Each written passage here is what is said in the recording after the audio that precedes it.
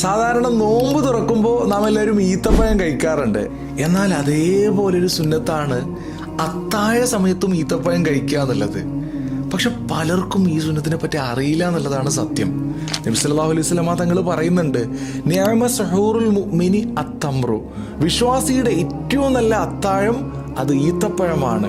അപ്പൊ ഇനി അങ്ങോട്ട് നമ്മുടെ സുഹൂറിൽ അത്താഴ സമയത്ത് ഈത്തപ്പഴം കൂടി കഴിക്കാൻ നമ്മൾ പരമാവധി ശ്രമിക്കണം. അപ്പൊ ഈ ഒരു അറിവ് നിങ്ങൾ എല്ലാ സുഹൃത്തുക്കൾക്ക് ഷെയർ ചെയ്യുക. ആരൊക്കെ ഈ ഒരു സുന്നത്ത് പതിവാക്കുന്നുവോ അതിൻ്റെയൊക്കെ കൂലിയും ഒന്നും കുറയാതെ നിങ്ങൾക്കും കൂടി കിട്ടും. അതും ഒരു ഹദീസാണ്. അപ്പോൾ ഇങ്ങനെയുള്ള